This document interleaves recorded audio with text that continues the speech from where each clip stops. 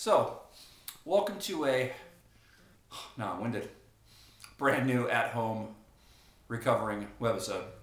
You have to forgive me, I've had a busy day and I actually just got out of the shower, so I'm a little bit on the tired side, but I wanted to give you an update before the weekend was here to let you know how I was doing and how my progress was coming along, and to continue to say thanks for listening to 104.1 The Truth, and thanks for Frank Antonori, your representative out of District 30, filling in today. I had a chance to call in late in the show and talk to him for a little while.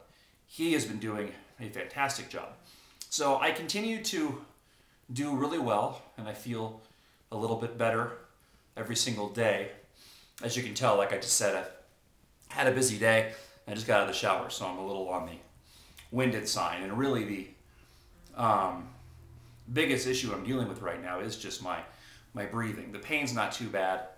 I get joint pains from just trying to sleep in different positions or sit down in different positions to add some variety, and my body's just not used to being there yet. So a couple of different issues have sprung up though, however. Nothing that will keep me off the air any longer or anything to be overly concerned about. It's just things that I'm going to have to deal with. I have to go in and have weekly blood tests done because I'm on these blood thinners because I have the mechanical valve. And they have to make sure that for the rest of my life, if you introduce a foreign element into your body, it has the potential to develop clots and can have heart attacks again. So I have to be on this Coumadin, which is it's not controversial, it's just a pain in the butt. And you've got to balance the levels out right and tinker with it until you get it to a level where it's where it needs to be. They do it on a scale, like I'm supposed to be at a 2.5 to a 3.5 Coumadin level. However, because of the fact that I'm on pain medication, and since I've gotten home Sunday, I've tapered off, but I was taking them, the regulated amount earlier in the week. My blood had gotten thinner, so I did a test on Wednesday, and I got a call from the doctor that said my Coumadin, or my INR level, was at a 6.5. So nothing to be concerned about unless I were to, cut myself open. However, it still is way too high. So they had to adjust it, take me off it for a few days, and let my body try to balance out. And it's going to take a while as all the medications from even the hospital are still in me. The other problem that we've run into, and not problem, it's just something we're keeping an eye on.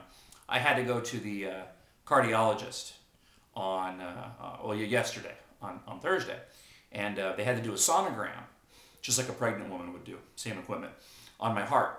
And basically they were doing a baseline sonogram so that if something were to happen down the road, they would have a reference to, well, his heart looked like this, and the valve was working this way back on this date, and now it looks like this. Okay, we have a better idea of what's going on. My doctor called today, though, and it turns out that during the echo, they discovered that there's excess fluid around my heart.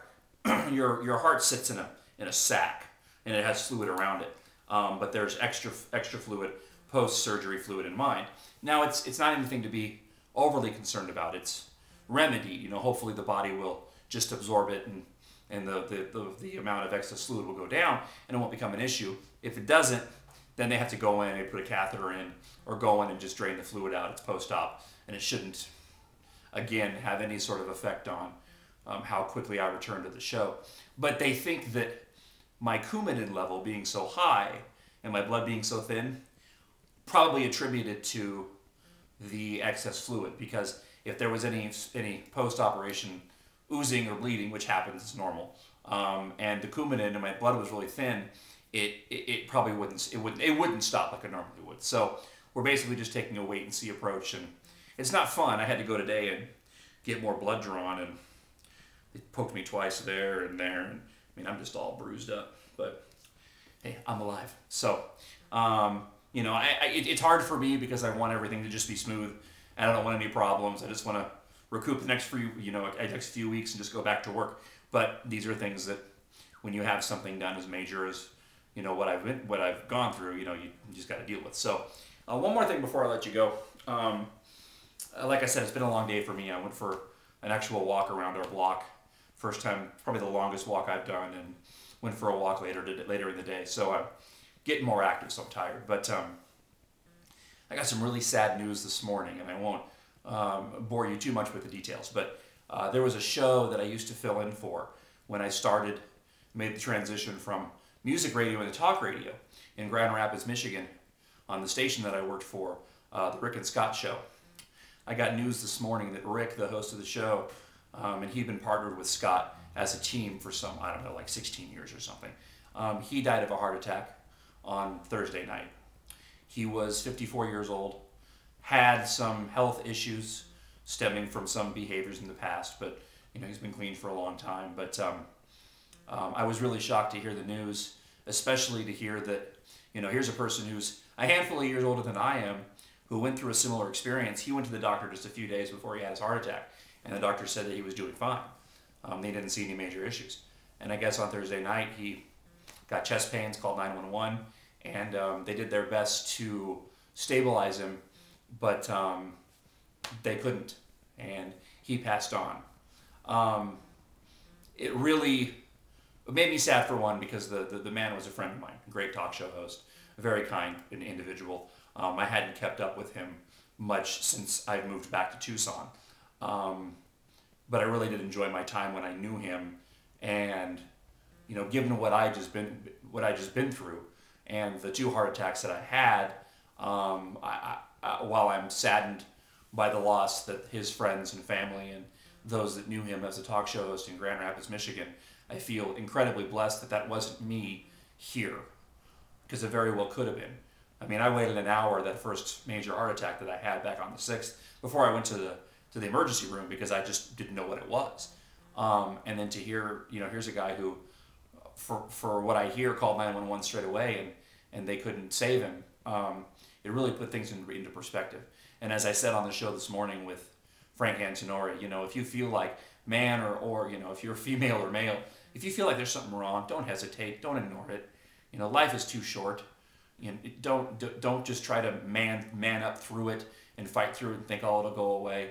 I look at the situation with me, and if the heart attack hadn't happened, they wouldn't have known about the aneurysm, and I wouldn't have been here, not just to do the show, but for my family and for my boys. And it's hard to even think about. So, there's my little PSA.